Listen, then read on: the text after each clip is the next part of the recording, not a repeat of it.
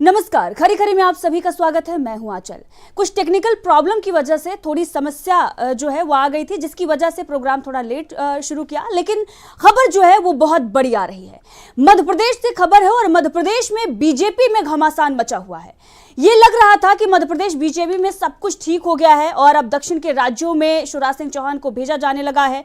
तेलंगाना का उनका दौरा था और उसके बाद वो शांत नजर आएंगे, लेकिन जैसे ही वो तेलंगाना से वापस आए हैं एक्शन मोड में नजर आ रहे हैं। और सिर्फ शिवराज सिंह चौहान ही नहीं बल्कि उनके बेटे का भी एक बड़ा बयान आया है। किस तरीके से उन्होंने मोदी शाह को चुनौती दी है और यह भी कहा है उनके बेटे ने कि मैं किसी भी हद तक जाने के लिए तैयार हूं।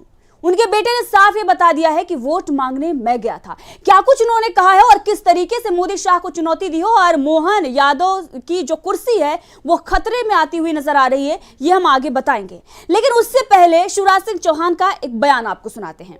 दरअसल शिवराज सिंह चौहान भी लगातार बयानबाजी कर रहे हैं। दक्षिण से लौटने के बाद भी सरकार पर वो प्रेशर बनाए हुए हैं और बीजेपी हाईकमान को भी चुनौती दे रहे हैं कि मैं रिजेक्टेड नहीं हूं। आज भी लोग मामा मामा करते हैं और मैं किसी पद की लालसा में नहीं हूं बल्कि बड़े पद की तैयारी में हूं और उसके लिए काम कर रहा हूं। भले ही मैंने पद छोड़ दिया लेकिन राजनीति नहीं छोड़ा, अभी राजनीति नहीं छोड़ूंगा। एक बड़ा बयान जो है वो शिवराज सिंह चौहान का आया। क्या कुछ उन्होंने कहा है ये आपको सुनाएंगे और उसके बाद उनके बेटे का भी बयान भी सुनाएंगे और इस पर हमारे जो सहयोगी हैं अमलिंदु उपाध्याय जी, उनका भी एक बड़ा कमेंट लेंगे। लेकिन सबसे पहले आपको शिवराज सिंह चौहान का बड़ा बयान सुनाते हैं, सुनिए। हमारे चीफ मिनिस्टर, लेकिन अपन रिजेक्टेड नहीं है।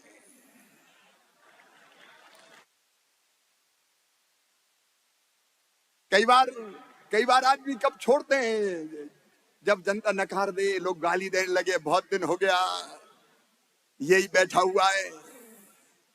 अपन छोड़ के भी आए तो ऐसे आए कि जहां जाते हैं लोग कहते हैं मामा मामा मामा मामा। जनता का स्नेह और प्यार ये अपनी असली दौलत है, लेकिन छोड़ दिया इसका मतलब ये नहीं कि राजनीति नहीं करूंगा, अभी भी करूंगा। किसी पद के लिए नहीं, राजनीति केवल पदों के लिए नहीं होती, राजनीति बड़े लक्ष्य के लिए, और उसी का आह्वान आपसे करने आया हूं। तो सुना आपने, शिवराज सिंह चौहान ये किस तरीके से कह रहे हैं कि राजनीति जो है वो किसी पद के लिए नहीं बल्कि बड़ा उनका एक एम है, बड़े पद की जो है उसके लिए वो राजनीति कर रहे हैं और उसके लिए वो काम कर रहे हैं और उसी के आह्वान के लिए वो आए हैं। शिवराज सिंह चौहान का ये बयान सोशल मीडिया पर वायरल हो रहा है, मीडिया में भी चर्चा का विषय बन रहा है, क्योंकि बताया ये जा रहा था कि शिवराज सिंह चौहान जो है वो शांत हो गए हैं और अब वो इस तरीके से बयानबाजी भी नहीं कर रहे हैं बल्कि प्रधानमंत्री नरेंद्र मोदी की भी तारीफ वो करते हुए नजर आ रहे हैं। लेकिन शिवराज सिंह चौहान मधुर मधुर बोलकर और बड़ा गेम करने की कोशिश में है। हमने आपको पहले ही बताया कि मध्य प्रदेश बीजेपी में सब कुछ ठीक नहीं है। कई बड़े और भी नेताओं के बयान आ रहे हैं। प्रहलाद पटेल ने भी एक बड़ा आरोप अपने ही सरकार पर लगा दिया है। क्या कुछ उन्होंने कहा है, इस पर विस्तार से चर्चा करने के लिए हमारे साथ हमारे सहयोगी ऑनलाइन एडिटर हमारे अमलिंदु उपाध्याय जी हमसे जुड़ चुके हैं। अमलिंदु जी, आपका बहुत बहुत स्वागत है। अमलिंदु जी, जिस तरीके से शिवराज सिंह चौहान का ये बड़ा बयान आया है, उनके बेटे ने भी एक बड़ा बयान दिया है और प्रहलाद सिंह पटेल जो है वो भी किस तरीके से अपने ही सरकार पर सवाल खड़ा कर रहे हैं, तो मध्य प्रदेश बीजेपी में अगर कहा जाए कि घमासान मचा हुआ है तो ये गलत नहीं है और विपक्ष भी लगातार हमलावर है। शिवराज सिंह चौहान का ये जो बयान है, जिस तरीके से वो कह रहे हैं कि किसी पद की लालसा नहीं है, बड़े पद के लिए काम कर रहा हूं और उसी का आह्वान करने आया हूं, क्या कहेंगे आप इस पर? देखिए, मुझे लगता है कि शिवराज सिंह चौहान अब जो है वो एक तरीके से सीधी सीधी चुनौती जो है वो मोदी जी और अमित शाह जी के लिए अब पेश कर रहे हैं। एक तो उनका ये कहना है कि मैं रिजेक्टेड नहीं हूँ जी। इसका मतलब कि जो उनके जब वो गए थे चुनाव के बाद अपनी विधानसभा क्षेत्र में और वहाँ लोगों ने कहा कि मोदी जी ने अन्याय किया है शिवराज सिंह चौहान के साथ, मोदी जी ने अच्छा नहीं किया है, इसका मतलब कि अब उन सारी चीज़ों को शिवराज सिंह चौहान जो है वो अपना सुर दे रहे हैं और इशारों से अब थोड़ा और आगे बढ़ करके थोड़ा वो अपने इशारे जो और खोल रहे हैं। मुझे लगता है कि 2024 का लोकसभा चुनाव आते आते शिवराज सिंह चौहान और ज़्यादा खुल करके सामने आ जाएंगे। और आज शिवराज सिंह का ये कहना कि मैं किसी बड़े उसके लिए काम कर रहा हूँ, पद की लालसा नहीं है, इसका मतलब कि उन्होंने सीधे सीधे चुनौती दे दी है भारतीय जनता पार्टी की अंदरूनी राजनीति में प्रधानमंत्री नरेंद्र मोदी को। क्योंकि मुख्यमंत्री तो वो थे ही, तो इससे बड़ा पद कैसे बड़ा, तो प्रधानमंत्री का ही पद है। इसका मतलब कि उन्होंने सीधी सीधी चुनौती दे दी है कि अब वो भारतीय जनता पार्टी की राजनीति में प्रधानमंत्री पद के लिए अब जो है वो उम्मीदवार हैं और नरेंद्र मोदी के सामने वो खड़े होने वाले हैं। इसका जो ये संदेश एक तरीके से जा सकता है। और अगर ये संदेश नहीं है तो बाद में शिवराज सिंह चौहान स्पष्ट करेंगे ये संदेश नहीं था। लेकिन अभी जो जनता समझ रही है, जो लोग समझ रहे हैं, वो साफ साफ समझ रहे हैं कि उन्होंने प्रधानमंत्री नरेंद्र मोदी को अब एक तरीके से खुल करके चुनौती दे दी है और ये कह दिया, मतलब ये संदेश दे दिया है कि आपने अगर मुझे एक समर्पित कार्यकर्ता की तरीके से आपने मेरे साथ व्यवहार नहीं किया, और लेकिन मैंने पार्टी का आदेश मानते हुए अपना पद तो छोड़ दिया जो मुख्यमंत्री का था, मैं जो सरकार मैंने दिलाई थी, लेकिन मुझे जनता ने रिजेक्ट नहीं किया है, जनता में मैं ही हूँ और जनता की भावनाओं का जो है वो आपने अनादर किया है, ये उन्होंने प्रधानमंत्री नरेंद्र मोदी को एक तरीके से संदेश दिया है। तो अब ये राजनीति आगे किस हद तक जाएगी और कहाँ कहाँ ये संघर्ष देखने को मिलेगा, सबसे बड़ी बात यह है कि समझाइए जा रहा था कि उनको दक्षिण भेज दिया गया है तो वो दक्षिण चले जाएंगे और दक्षिण में जाकर के अब वो जो है भूल जाएंगे मध्य प्रदेश को और मध्य प्रदेश की राजनीति से उनको बाहर कर दिया जाएगा।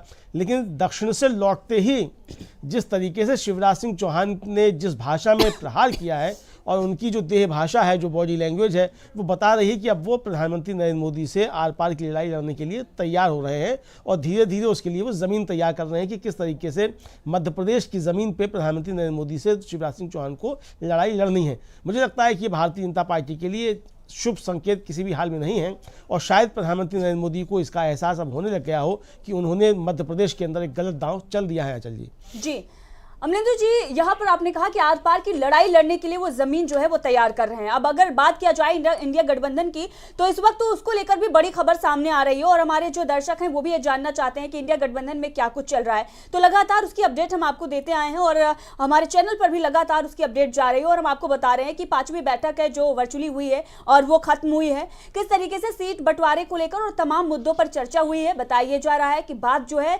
सभी दलों के बीच में बन गई है और 14 जो दल हैं उनके वरिष्ठ नेताओं के साथ ये बैठक थी और इसके साथ ही बताया जा रहा है कि बसपा को लेकर भी बातचीत हुई है, उसको भी वहां पर रखा गया है। ईवीएम का मुद्दा है, उस पर भी चर्चा हुई है, तमाम मुद्दों पर चर्चा हुई है और एक तरीके से अगर देखा जाए तो इंडिया गठबंधन जो है अभी कुछ भी रिवील करने की स्थिति में नहीं है। वो कुछ भी अभी मीडिया में नहीं बता रहा है क्या कुछ इंडिया गठबंधन में चल रहा है, किस तरीके से लोकसभा चुनाव को लेकर वो तैयारियां कर रहे हैं, बीजेपी को मात देने के लिए क्या कुछ प्लान बना रहे हैं, उसकी जानकारी अभी वो बाहर नहीं दे रहे हैं। क्योंकि पिछले काफी दिनों से अमलेंदु जी हमने देखा है कि जो कुछ भी उनके द्वारा बताया गया उस पर किस तरीके से स्थिति बनी और किस तरीके से उसको लेकर तमाम तरह के दुष्प्रचार किए गए और किस तरीके से अफवाहें उड़ाई गई। तो इसीलिए इंडिया गठबंधन रणनीति पर काम कर रहा है, प्लान बना रहा है क्या कुछ कहां पर कैसे बीजेपी को मात देना है, लेकिन किसी भी तरीके से खबर जो है वो बाहर नहीं आ रही है। हालांकि कुछ मुद्दों को लेकर चर्चा हुई है जो कि हमने आपको बताई है कि बसपा को लेकर, सीट शेयरिंग को लेकर और जो साझा घोषणा पत्र है उसको लेकर चर्चा की गई, ईवीएम को लेकर भी चर्चा की गई और तमाम और मुद्दे जो आने वाले दिनों में उठ सकते हैं। लोकसभा चुनाव को लेकर क्या कुछ रणनीति है, सभी दल किस तरीके से अपने राज्यों में काम करेंगे, राम मंदिर का मुद्दा है उसको लेकर भी इन सब मुद्दों पर चर्चा की गई है। तो लगातार इसकी अपडेट जो है वो हमारे चैनल पर मिलती रहेगी। हमारे बहुत सारे जो दर्शक हैं वो जानना चाहते थे इसके बारे में और इसीलिए हमने आपको बता दिया। लेकिन मध्य प्रदेश जो खबर आ रही है एक तरीके से बीजेपी के लिए बड़ा झटका है क्योंकि 29 सीटें मध्य प्रदेश में है अमलेंदु जी और ये जो खबरें चल रही है ये अपने आप में बहुत महत्वपूर्ण हो जाती हैं कि जो मध्य प्रदेश में अभी मोहन यादव को मुख्यमंत्री बनाया गया उसके बाद आप देखें कितने सारे गुट निकलकर सामने आ रहे हैं। जो केंद्रीय मंत्री अब आकर वहां पर मध्य प्रदेश में मंत्री बनाए जा रहे हैं उनका जो कद छोटा किया गया है वो भी नाराज ही नजर आ रहे हैं। प्रहलाद पटेल का किस तरीके से मामला सामने आया, अमलेंदु जी इस पर आपका एक बड़ा कमेंट चाहेंगे। किस तरीके से प्रहलाद पटेल ने फेसबुक पर पोस्ट करके जानकारी दी है, जो कुछ भी अगर शिकायत होती तो वो सरकार से करते, मोहन यादव से बातचीत करते और एक तरीके से जो अभी तक आपने कहा है कि जो बड़े बड़े दिग्गज लाकर यहाँ बिठा दिए गए हैं क्या वो मोहन यादव के सामने जाएंगे, जी हजूरी करेंगे, क्या उनके अंदर काम कर पाएंगे? वही अब नजर आ रहा है कि वहां से नहीं बल्कि फेसबुक पोस्ट से जानकारी दी जा रही है। बीजेपी हाईकमान से भी जाकर वो नहीं कह सकते, इसीलिए फेसबुक पोस्ट करके बीजेपी हाईकमान को ये बताया जा रहा है कि कद तो आपने छोटा कर दिया है लेकिन यहाँ गुजारा नहीं हो रहा है। इसका मतलब ये है आंचल जी, प्रहलाद सिंह पटेल का जिस तरीके से उन्होंने फेसबुक पे पोस्ट लिखी अपने ओएसडी को बनाए जाने को लेकर के, इससे दो चीज़ें साफ होती हैं। एक तो ये कि मंत्रियों की जो पर्चियां निकाली गई तो मंत्रियों को अपना ओएसडी रखने का भी अधिकार नहीं है, पहली चीज़ तो ये आती है। यानी मंत्री अगर अपना ओएसडी भी नियुक्त नहीं कर सकता है तो वो मंत्री किस काम का है फिर? इसका मतलब मंत्रियों के हाथ भी बंधे हुए हैं। इसी तरीके से मुख्यमंत्री के हाथ भी बंधे हुए हैं, मुख्यमंत्री भी पर्ची वाले हैं तो उनके हाथ भी बंधे हुए हैं। दूसरी चीज़ जो है वो ये साफ ये बताती है कि इस सरकार के अंदर कोऑर्डिनेशन नाम की कोई चीज़ नहीं है। मुख्यमंत्री को मंत्री मुख्यमंत्री नहीं समझ रहे हैं, मुख्यमंत्री मंत्रियों से कुछ कह नहीं पा रहे हैं, मुख्यमंत्री खुद जो है रिपोर्ट कर रहे हैं प्रधानमंत्री को या गृह मंत्री को, और सरकार जो है वो राम भरोसे चल रही है। वो राम भरोसे कितना चलती है, कैसे चलती है, ये आने वाला समय बताएगा। प्रहलाद सिंह पटेल का जिस तरीके से उन्होंने फेसबुक पोस्ट लिखी है वो निश्चित तौर पे अगर देखा जाए तो वो दो चीज़ों का उल्लंघन है। एक तो जो सरकार की नीति है और जो आपने कहा कि भाई आप पद और प्रतिष्ठा का जो है वो आप शपथ लेते हैं, संविधान की शपथ लेते हैं, ये उस शपथ के विरुद्ध भी है कि आप अंदर की चीज़ जो है कोई सरकार की चीज़ वो आप इस तरीके से सार्वजनिक तौर पर आप सोशल मीडिया पर डाल रहे हैं। तो एक तो ये उस शपथ का उल्लंघन होता है। दूसरा उस शपथ का उल्लंघन की अगर बात हटा दी जाए, टेक्निकल बात हटा दी जाए, तो ये सरकार के अंदर जो संघर्ष चल रहा है और किस तरीके से जो मंत्री बनाए गए हैं वो सब मुख्यमंत्री को मुख्यमंत्री नहीं मान रहे हैं, ये उसकी बानगी है। यानी अगर उन्हें कोई दिक्कत थी तो वो मुख्यमंत्री को सीधे बोल सकते थे कि मेरा ये जो है आप ओएसडी हटाइए, ये ओएसडी ठीक नहीं है, ये कह सकते थे। और मुख्यमंत्री का नहीं हटाते तो फिर वो बड़े ऊपर जाकर के अपने शिकायत करते केंद्रीय नेतृत्व से। लेकिन उन्होंने मुख्यमंत्री को ये बात न कह करके सोशल मीडिया पे जिस तरीके से ये पत्र जारी किया और अपनी बात लिखी, उससे हिसाब जाहिर होता है कि भारतीय जनता पार्टी की जो मध्य प्रदेश की सरकार है उसके अंदर चीज़ें सब ठीक ठाक नहीं है और चीज़ें बहुत ज़्यादा गड़बड़ हैं। अब ये चीज़ें कितना गड़बड़ होती हैं और इस तरीके से जो अपमानित हुए बड़े नेता हैं, एक तरीके से प्रहलाद पटेल एक तरीके से मुख्यमंत्री पद के दावेदार समझे जा रहे थे, शिवराज सिंह चौहान मुख्यमंत्री थे ही, गोपाल भार्गव मुख्यमंत्री पद के दावेदार समझे जा रहे थे, ज्योतिरादित्य सिंधिया समझे जा रहे थे, नरेंद्र सिंह तोमर समझे जा रहे थे। तो इस तरीके के जितने लोग जो दावेदार समझे जा रहे थे, इसका मतलब कि उन सबके अंदर कहीं ना कहीं कोई बेचैनी है। और पहली बेचैनी इस तरीके की जो है वो प्रहलाद पटेल के सामने निकल करके आई है। शिवराज सिंह चौहान तो जो है वो खुले तौर पर केंद्रीय नेतृत्व से नाराजगी अपनी जाहिर कर ही रहे हैं और एक तरीके से चुनौती पेश कर रहे हैं केंद्रीय नेतृत्व के लिए। लेकिन प्रहलाद पटेल का ये पत्र जो है ये भी जो है ये बताता है कि अब वो भी चुनौती की मुद्रा में है। अब ये चुनौती उन्होंने मुख्यमंत्री डॉक्टर मोहन यादव को दी है या प्रधानमंत्री नरेंद्र मोदी को दी है। अब ये थोड़ा इसका मुझे लगता है कि इस पे और कुछ तो चीज़ें आ जाए आगे, वो आगे क्या रिएक्ट करते हैं तभी समझा जाएगा। लेकिन फिलहाल जो है उन्होंने एक तरीके से कहा जाए कि सरकार के अंदर जो गड़बड़ झाले चल रहे हैं उसको उन्होंने प्रहलाद पटेल ने ला करके सोशल मीडिया पर पटक दिया, एक तरीके से ये कहा जा सकता है। चलिए जी अमलेंदु जी, बिल्कुल आप सही कह रहे हैं। मध्य प्रदेश बीजेपी में सब कुछ ठीक नहीं चल रहा है। लोकसभा चुनाव से पहले आप एक बड़ा जो है वो एक बड़ा परिवर्तन मध्य प्रदेश बीजेपी में देखेंगे, क्योंकि सिर्फ एक नेता या किसी एक गुट की बात नहीं है। यहां पर कई सारे गुट बन चुके हैं। बीजेपी के अंदर तमाम जो नेता हैं वो मुखर होकर अब बात रख रहे हैं। जहां पर आप देख रहे हैं बीजेपी में यह कहा जाता है कि यहां पर कोई भी नेता पार्टी गाइडलाइन से हटकर किसी भी तरीके से कोई बात नहीं रख सकता। वहीं पर अगर आप देखेंगे मंत्रिमंडल विस्तार जैसे ही मध्य प्रदेश में हुआ था उसके बाद से ही लगातार जो शिवराज सिंह चौहान के समर्थक थे जिन्हें मंत्रिमंडल में जगह नहीं मिली वो खुलकर सामने आए थे। फेसबुक पर उन्होंने पोस्ट भी किया था और उसके बाद उन्होंने कहा था कि मुझे इससे कोई फर्क नहीं पड़ता, मेरे समर्थक नाराज हैं, लेकिन जो कुछ भी किया गया है मुझे समझ में नहीं आ रहा है किस जातीय समीकरण को साधने के लिए या किस समीकरण के तहत ये फैसले लिए जा रहे हैं। लेकिन मैं इतनी बार से यहाँ का विधायक रहा हूं, तमाम जो नेता है वो इस तरीके से बातें रख रहे हैं। हालांकि बाद में बीजेपी हाईकमान ने शायद हो सकता है कि प्रेशर डालकर उस पोस्ट को डिलीट कराया, लेकिन अब प्रहलाद पटेल का जो ये जो पोस्ट है फेसबुक पर ये अभी भी डिलीट नहीं हो और एक तरीके से ये अभी भी ये बता रहा है कि जो कुछ भी मध्य प्रदेश में आपने किया है वो आपके हित में नहीं है। भले आप ये सोच रहे थे कि मोहन यादव को बिठाकर हम बाकी राज्यों को साध लेंगे और राजस्थान और उत्तर प्रदेश में वो जाकर चुनाव प्रचार करेंगे, यादव वोट बैंक जो है हमारे पाले में आ जाएगा, तो ऐसा होता हुआ नजर नहीं आ रहा है। और वो कितना होता है वो लोकसभा में देखा जाएगा। लेकिन अभी जो राज्यों में स्थिति बनी हुई है वो अगर ये कहा जाए कि घमासान की स्थिति है तो गलत नहीं है। और घमासान सिर्फ इन नेताओं को लेकर ही नहीं है, बल्कि जो वोट मांगने गए थे, जो चुनावी वादे कर रहे थे और आज सरकार उन वादों पर खरी नहीं उतर रही है, उसकी भी चर्चा हो रही है। विपक्ष तो हमला कर ही रहा है। विपक्ष तो साफ ये कह रहा है कि भाई आपने जो वादे किए हैं आप पूरा नहीं कर रहे हैं। जीतू पटवारी और जो नेता प्रतिपक्ष हैं उमंग सिंघार वो लगातार सड़क पर उतरे हुए हैं, जमीन पर उतरकर और जनता को बता रहे हैं कि आपसे क्या क्या वादे किए गए थे, सभी वादों को याद भी दिला रहे हैं। अब मोहन यादव सरकार ये सोच रही थी कि चुनाव तो चला गया, जनता तो कुछ दिनों में भूल जाएगी और विपक्ष तो जैसा चल रहा था उस वक्त का विपक्ष वो आप सभी जानते हैं कि कांग्रेस में किस तरीके की स्थिति बनी हुई थी। लेकिन राहुल गांधी ने यहां पर बड़ा गेम कर दिया। उन्होंने जो कांग्रेस ने उसमें बड़ा परिवर्तन कर दिया और अब जो टीम आई है युवा टीम है और वो लगातार मुद्दों को उठा रही है। अब इसीलिए शायद मोहन यादव घबराए हुए हैं, इसीलिए बताया जा रहा है रात के अंधेरे में मिलने भी पहुंच गए थे कमलनाथ से। जी देखिए, कमलनाथ से मिलने पहुंच गए थे, वो तो मिलने पहुंचे ही। दूसरा जो आपने कहा खासतौर से बात, जो राहुल गांधी की नई टीम बनी है, वो टीम काफ़ी ज़्यादा इफेक्टिव है, वो ज़मीन पे काम कर रही है। लोगों ने ये बताया कि जो नए प्रदेश अध्यक्ष बने हैं जीतू पटवारी, वो लगातार जो है वो दौरे कर रहे हैं, लगातार जो है मतलब रात भी जो है वो कार्यकर्ताओं के घर पे बिता रहे हैं, मतलब लगातार वो कार्यकर्ताओं के बीच बने हुए। तो अब कमलनाथ से तो ये सब चीज़ें नहीं हो सकती थी। कमलनाथ तो पूरे चुनाव में ही जो थे नहीं निकले, सिर्फ 30 सीटों पर जाकर के उन्होंने प्रचार किया था। तो जीतू पटवारी जिस सक्रियता के साथ काम कर रहे हैं और लगातार जिस तरीके की बातें कर रहे हैं, अब गुना में थे वो परसों 11 तारीख को, और गुना में वो लाडली बहनों के बीच में थे। और आप देखिए मतलब लाडली बहनें जो हैं, वो जो शिवराज की समर्थक थी, उनके बीच पहुंच गए जीतू पटवारी और उनसे पूछ रहे थे कि भाई आपसे शिवराज भैया ने वायदा किया था कि ये कहा था कि अभी पैसे कम है तो अभी 1250 दे रहा हूँ और फिर बाद में 3000 रुपये दूंगा, तो बताओ कि वो धोखा हुआ कि नहीं हुआ।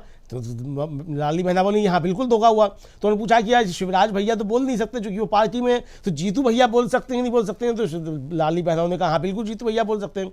तो फिर उसके बाद फिर नारे लगे कि जीतू तुम संघर्ष करो, हम तुम्हारे साथ हैं। अब जो लाडली बहनाएं जो शिवराज सिंह के समर्थन में थी, वो अब जीतू भैया तुम संघर्ष करो, हम तुम्हारे साथ है कि नारे लगा रही हैं।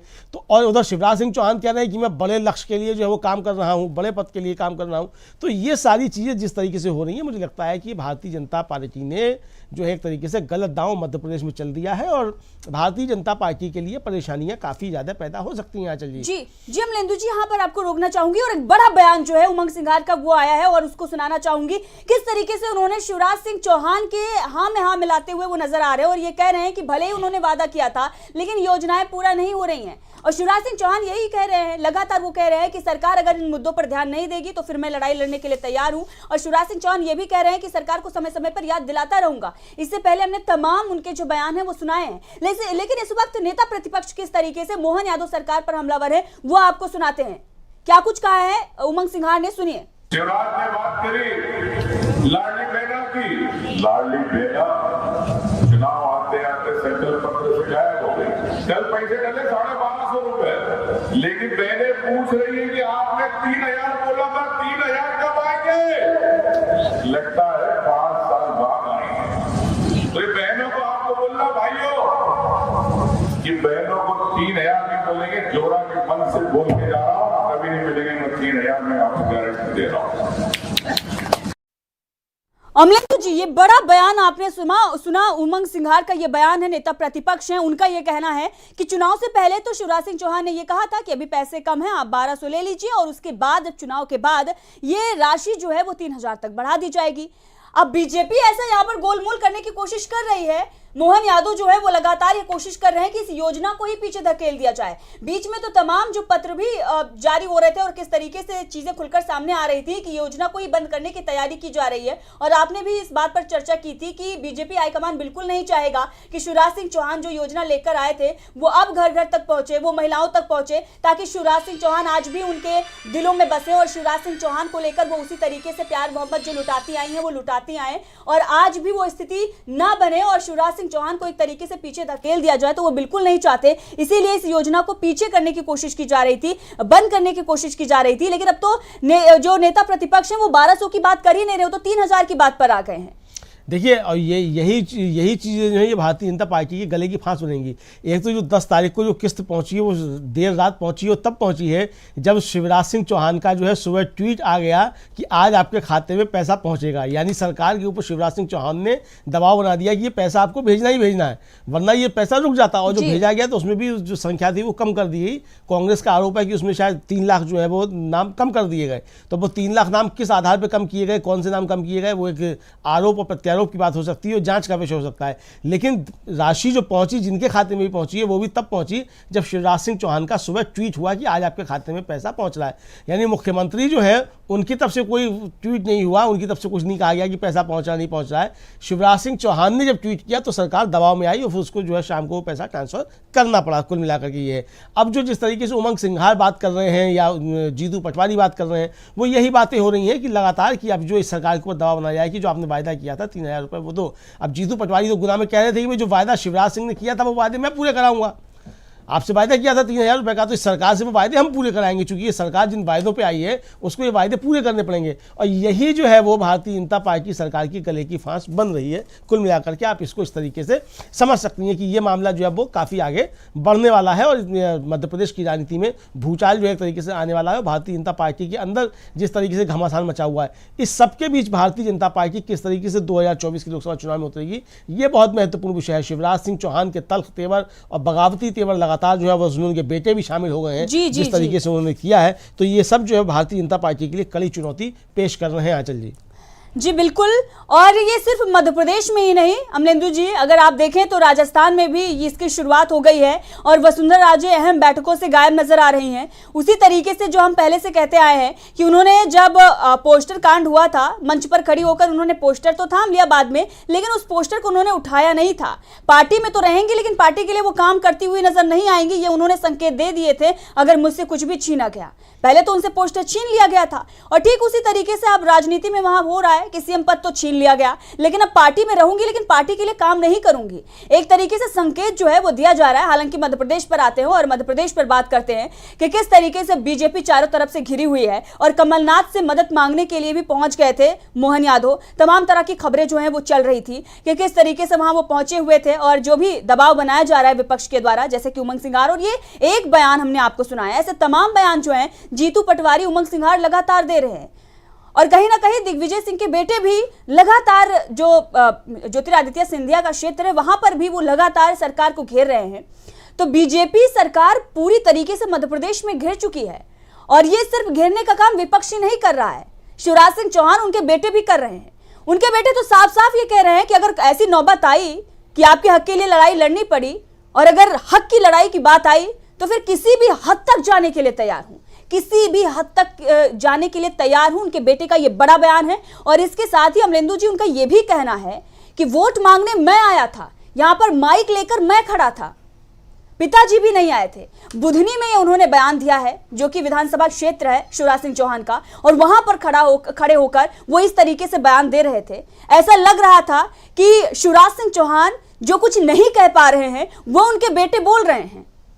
सबसे पहले वो बयान आपको सुनाते हैं, उसके बाद अमलेंदु जी आपका इस पर बड़ा कमेंट जो है वो चाहेंगे, सुनिए। मैं नेता तो नहीं, लेकिन बावजूद उसके आप मुझे इतनी इज्जत देते हैं। अभी राजनीति में आने का मेरा कोई मन नहीं है, कुर्ता पहन के आया जरूर हूं, लेकिन बीच में आपके आ इसलिए रहा हूं, भाषणबाजी इसलिए कर रहा हूं क्योंकि देखो वोट मांगने मैं आया था आपके बीच में। और अगर अब पिताजी मुख्यमंत्री नहीं रहे और फिर वापस नहीं आऊंगा तो यार मैं अपने ऊपर रात को चैन की नींद सो नहीं पाऊंगा। तो वोट मांगने मैं आया था, जब आप लोगों ने मुझ पर विश्वास, देखो वोट मांगे तो पिताजी भी नहीं आए थे, और जब सामने उस समय जब चुनाव के जब कोई व्यक्ति माइक लेकर खड़ा था आश्वासन, तो वो मैं था। और इसीलिए जब आपसे उस समय मैंने वादा किया था तो उस वादे को निभाने के लिए मैं वापस आया, और वादे को निभाने के लिए किसी भी हद तक जा सकता हूं। वैसे तो लड़ने की आवश्यकता नहीं पड़ेगी, अपनी सरकार है, लेकिन लड़ना पड़ा तो इस बात के लिए आप निश्चिंत रहिए, अगर आपके लिए लड़ना पड़ा, अगर हक के लिए लड़ना पड़ा तो वैसी नौबत नहीं आएगी, लेकिन अगर नौबत आई तो उसके लिए भी कार्तिकेय तैयार है। ये बड़ा बयान शिवराज सिंह चौहान के बेटे कार्तिकेय चौहान का है। वो किस तरीके से ये कह रहे हैं कि ये कार्तिकेय लड़ने के लिए तैयार है, किसी भी हद तक जाने के लिए तैयार है, ऐसी नौबत नहीं आएगी। ये भी चेतावनी उनके तरफ से दी जा रही है बीजेपी हाईकमान को, क्योंकि सरकार तो वही मध्य प्रदेश की देख रही है, बीजेपी हाईकमान ही चला रहे हैं। लेकिन शिवराज सिंह चौहान के बेटे जिस तरीके से अपने तेवर दिखा रहे हैं और ये कह रहे हैं कि वोट मांगने मैं आया था, मतलब साफ है कि चुनाव में मेहनत हमने की थी और आज वो नौबत ना आए, और हक की अगर लड़ाई लड़ने की बात आ गई तो हम फिर किसी भी हद तक जाएंगे। शिवराज सिंह चौहान भले ही मीठा मीठा बोल रहे हो, मधुर मधुर बोलकर, और एक तरफ वो मोदी को भी खुश कर रहे हैं और दूसरी तरफ जनता से भी अपना कनेक्शन मजबूत कर रहे हैं, लेकिन उनके बेटे का तेवर आपने देखा है, ये पहली बार ऐसा तेवर देखने को मिला है। आंचल जी, कोई गैर राजनीतिक व्यक्ति किस तरीके से बढ़िया राजनीतिक बात कह सकता है, ये कार्तिकेय चौहान ने बता दिया है। और पहले बता दिया कि वो गैर राजनीतिक व्यक्ति हैं, राजनीति में आने का कोई इरादा नहीं है। लेकिन सबसे बड़ी राजनीति और सबसे बड़ी राजनीतिक बात जो वो कार्तिकेय चौहान कह गए, जो शिवराज सिंह चौहान नहीं कह पा रहे हैं खुले मन से, उसको कार्तिकेय चौहान ने कह दिया। देखिए, उन्होंने कहा कि मैं सो नहीं पाऊंगा। इसका मतलब शिवराज सिंह चौहान अभी सो नहीं पा रहे हैं। जाहिर सी बात है कि राजनीति में अपमान जो है वो सोने नहीं देता है, तो शिवराज सिंह चौहान की भी नींद जो है वो इस समय उड़ी हुई है। और शिवराज सिंह चौहान इसलिए जो भी बातें कर रहे हैं वो अपनी नींद को जो है वो बताना चाहते हैं कि उनकी नींद किस तरीके से मोदी शाह की कंपनी ने उड़ा दी है। और इसलिए जो है वो अब मोदी शाह की नींद उड़ाने के लिए शिवराज सिंह चौहान काम कर रहे हैं। बेटे तो साफ साफ कह रहे हैं कि भाई आपकी लड़ाई लड़ने के लिए किसी भी हद तक चला जाऊँगा। फिर हालांकि वो जोड़ देते हैं कि ये नौबत नहीं आई, ये अपनी सरकार है, लेकिन अगर नौबत आई तो किसी भी हद तक जाऊँगा।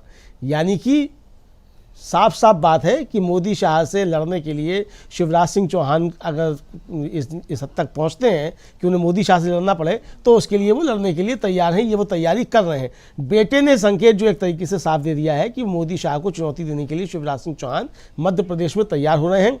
और मध्य प्रदेश में जो है शिवराज सिंह चौहान का अपमान जो भारतीय जनता पार्टी ने जिस तरीके से किया है, उसको ना शिवराज सिंह चौहान स्वीकार कर पा रहे हैं, ना उनके बेटे स्वीकार कर पा रहे हैं, ना उनके मतदाता स्वीकार कर पा रहे हैं, और ना शिवराज सिंह चौहान की लाडली बहना जो है वो स्वीकार कर पा रही हैं। तो ये जो मुझे लगता है कि बड़ी राजनीति जिस तरीके से कहा जाए, शिवराज सिंह चौहान जो है वो कई स्तर पर खेल रहे हैं और बड़े स्तर पर चल रहे हैं। तो मुझे लगता है कि भारतीय जनता पार्टी को मध्य प्रदेश पर बहुत ज़्यादा ध्यान देने की आवश्यकता है, क्योंकि लोकसभा चुनाव अब थोड़ी ही दूर है। और शिवराज सिंह चौहान का जिस तरीके से अपमान किया गया है, वो उसका निश्चित तौर पर कुछ ना कुछ रिटेलिएट करेंगे उस पर, और भारतीय जनता पार्टी को उसका नुकसान मध्य प्रदेश में ज़बरदस्त तरीके से होगा। आज भी भारतीय जनता पार्टी में मध्य प्रदेश में शिवराज सिंह चौहान के कद का कोई नेता नहीं है। डॉक्टर मोहन यादव मुख्यमंत्री भले ही बन गए हों, लेकिन मुख्यमंत्री बनने से कोई नेता नहीं बन जाया करता है। शिवराज सिंह चौहान नेता थे और नेता है, इसमें कोई दो राय नहीं है। हमारी या आपकी या किसी की भी उनसे कोई वैचारिक असहमतियां हो सकती हैं, नीतिगत असहमतियां हो सकती हैं, लेकिन जहां तक ये सवाल है कि भारतीय जनता पार्टी में मध्य प्रदेश में कौन ऐसा नेता है जिसका पूरे प्रदेश में असर है, तो वो शिवराज सिंह चौहान ही है, दूसरा कोई नहीं है। आज भी ये बात सत्य है। और शिवराज सिंह चौहान की मेहनत की वजह से ही भारतीय जनता पार्टी जो एक तरीके से कहा जाए वो सरकार में लौट करके मध्य प्रदेश में आई हो। शिवराज सिंह चौहान बार बार इसको जता भी रहे हैं। अब जिस तरीके से शिवराज सिंह चौहान के बेटे ने जो कहा है, और जिस तरीके से कहा जाए वो खुले शब्दों में चुनौती है, बिल्कुल गंभीर चुनौती एक तरीके से है कि मैं कैसे सो पाऊंगा, जो कह रहे हैं कि अगर मैं नहीं आऊँगा आपके बीच में तो कैसे सो पाऊंगा। इसका मतलब कि बेचैनी जो है पिता पुत्र दोनों के अंदर कहीं ना है। और मुझे लगता है कि शिवराज सिंह चौहान के बेटे जो हैं वो राजनीति में आने से पहले ही राजनीति के सारे गुर पेच जो है वो सीख चुके हैं, और उनको किस तरीके से दांव चलना है और किस तरीके से बड़ी ताकतों से टकराना है ये वो सीख चुके हैं, और उसको वो यहाँ पे साफ तौर से जाहिर कर रहे हैं। अब इस राजनीति से मोदी शाह कैसे निपटते हैं? आप कार्तिकेय चौहान के ऊपर क्या कार्रवाई कर सकते हैं? भाई आपकी पार्टी के मेंबर भी नहीं है, वो तो राजनीति में आए नहीं है, तो आप उन्हें निकालेंगे कहाँ से? तो आप शिवराज सिंह चौहान पे तो दबाव डाल सकते हैं, भाई आप खामोश रहिए, आपको दक्षिण भेज दिया जाएगा, आप विकसित भारत यात्रा चलाइए, कि आप जो है मोदी जी का प्रचार कीजिए, भोंपू बजाइए, कुछ भी करवाइए, आप उनसे घंटा घड़ियाल बजवाइए, आप कह दीजिए कि भाई 22 जनवरी को आप अयोध्या नहीं जाएंगे, घर में ही रहिए। तो शिवराज सिंह चौहान से तो आप कह सकते हैं, लेकिन कार्तिकेय चौहान पे आप पे कौन सा अनुशासन का काम करेगा? इनको तो आप अनुशासनहीनता का कारण बताओ नोटिस भी जारी नहीं कर सकते हैं।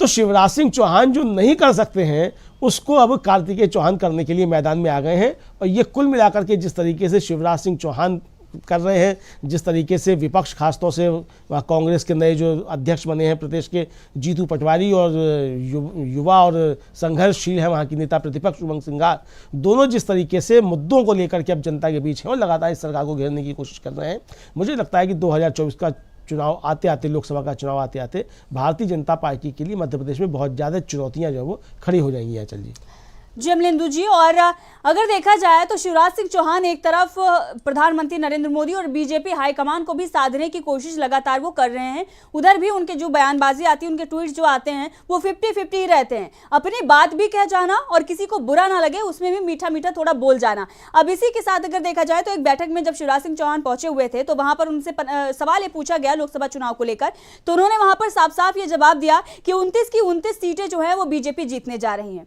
और दूसरी तरफ वो ये कहते हैं कि जनता ने मुझे रिजेक्ट नहीं किया है, पद भले ही मैंने छोड़ दिया लेकिन मैं राजनीति नहीं छोड़ रहा हूं। शिवराज सिंह चौहान एक तरीके से वहां पर चुनौती दे रहे हैं। उनके बेटे साफ ये कह रहे हैं कि अपनी जब अस्तित्व की लड़ाई की बात आएगी, यहां पर हक की बात वही उनके द्वारा कही जा रही है, तो फिर हम किसी भी हद तक जाएंगे।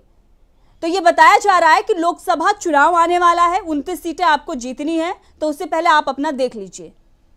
निश्चित तौर पे, और शिवराज सिंह चौहान ने जिस तरीके से कहा है, खासतौर से कल जो छात्र संसद में बोले हैं और जो उन्होंने कहा है कि मैं मतलब राजनीति नहीं छोड़ी है, रिजेक्टेड नहीं हूं, इसका मतलब उन्होंने साफ संकेत दे दिया है कि मोदी जी आपने पार्टी अनुशासन के नाम पे मुझे आपने हटा तो दिया है मुख्यमंत्री के पद से, लेकिन मैंने राजनीति नहीं छोड़ी है और मैं राजनीति करता रहूंगा और आप मुझे राजनीति से बेदखल नहीं कर सकते हैं। तो ये अब देखिए भारतीय जनता पार्टी के गले की फांस बन गए हैं शिवराज सिंह चौहान, एक तरीके से कहा जाए, ना जिन्हें उगला जा सकता है ना जिन्हें निगला जा सकता है। तो ये मोदी शाह की जो राजनीति है, जो राज्यों के अंदर वो जिस तरीके से शत्रुओं को शंट कर रहे हैं, एक तरीके से कहा जाए, तो ये उसके लिए एक बड़ी चुनौती जो है वो शिवराज सिंह चौहान पेश कर रहे हैं। और मुझे लगता है कि सारे राज्यों में वो मोदी शाह की जो राजनीति है उसको चुनौती पेश करने के लिए एक कहा जाए अनुकरणीय एक जो रास्ता जो है वो तैयार कर रहे हैं। मतलब दूसरे राज्यों को भी संदेश दे रहे हैं कि मोदी शाह से निपटना है तो इस तरीके से आपको पार्टी के अंदर काम करना पड़ेगा, वरना सारे शत्रप जो है क्षेत्रीय वो इसी तरीके से मोदी शाह की जोड़ी जो है वो किनारे लगा देगी। तो ये संदेश देखिए वो सिर्फ मध्य प्रदेश को ही संबोधित नहीं कर रहे हैं शिवराज सिंह चौहान तमाम राज्यों में संबोधित कर रहे हैं और एक तरीके से ये भी बता रहे हैं कि मोदी जी को 2024 में ज़्यादा भरोसा मत करो, उनका गिरने के बाद जो है वो मैं तैयार हूँ वहाँ आने के लिए। यानी वो जो कह रहे हैं कि मैं बड़े लक्ष्य के लिए काम कर रहा हूँ और मैंने पद छोड़ा है, राजनीति नहीं छोड़ी है, वो यही साफ साफ संकेत है एक तरीके से। अब मोदी शाह इसको किस तरीके से लेते हैं और किस तरीके से इससे निपटने की कोशिशें करते हैं ये उनकी रणनीति पर निर्भर करता है। लेकिन फिलहाल जो शिवराज सिंह चौहान की रणनीति है वो एक तरीके से मोदी शाह को आँख में आँख डाल के बात करने की है, अपनी बातें कहने की है, दूसरे राज्यों में भी संकेत देने की है कि आप लोग विद्रोह के लिए तैयार हो जाइए। और जिस तरीके से भारतीय जनता पार्टी के अंदर जो खुशफुसाहट चलती रहती है और जिस तरीके से चाहे राजस्थान में हो, चाहे मध्य प्रदेश में हो, चाहे छत्तीसगढ़ में हो, जिस तरीके से तमाम बड़े नेताओं को जो है विधानसभा के चुनाव लड़ा दिए गए, उतार दिया गया, तो इस तरीके के जो प्रयोग किए गए उनसे एक जो अंदरूनी जो कहा जाए कि जो बगावत के सुर हैं वो भले ही सामने ना आ रहे हो लेकिन वो धीरे धीरे सामने आ जाएंगे और इसके लिए शिवराज सिंह चौहान जी वो लगातार काम कर रहे हैं। चलिए जी अभिनंदन जी, आपका बहुत बहुत धन्यवाद इस मुद्दे पर विस्तार से चर्चा करने के लिए।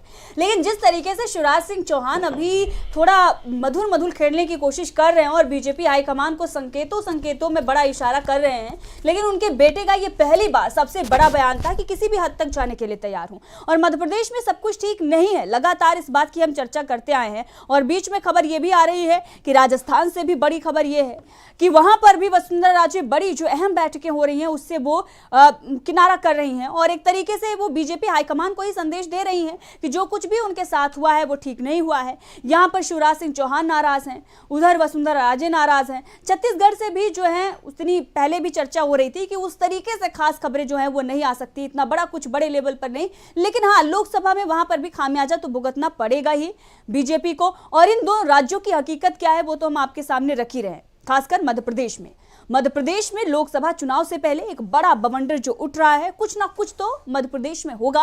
और इसीलिए मोहन यादव कमलनाथ से भी मिलने पहुंचे थे, जो रात के अंधेरे में उनकी मुलाकात हुई, जिसके बाद कांग्रेस ने उसे ट्वीट करते हुए जानकारी दे दी और बीजेपी के अंदर बड़ा घमासान मच गया। और ये सारे बयानबाजी जो शुरू हुई है वो उसके बाद ही शुरू हुई है। एक तरीके से शिवराज सिंह चौहान ये बता रहे हैं कि अगर कुछ बड़ा खेलने की आप कोशिश करेंगे तो यहां पर मैं रिजेक्टेड नहीं हूं, जनता मेरे साथ है। और उनके बेटे भी ये कह रहे हैं कि हक की लड़ाई की अगर बात आई तो किसी भी हद तक हम जाएंगे। और इसके साथ ही उनके द्वारा यह भी कहा जा रहा है कि वोट मांगने मैं आया था। मोहन यादव को भी ये चेतावनी है कि भले ही आपको पद मिल गया है लेकिन ये जो काम जमीन पर किया गया था वो हमारे द्वारा किया गया था। तो लगातार तमाम जो अपडेट है वो हम आपसे साझा करते आ रहे हैं। तो मैं आंचल आपसे चाहूंगी इस वक्त जाने के लिए इजाजत। इस कार्यक्रम में बस इतना ही।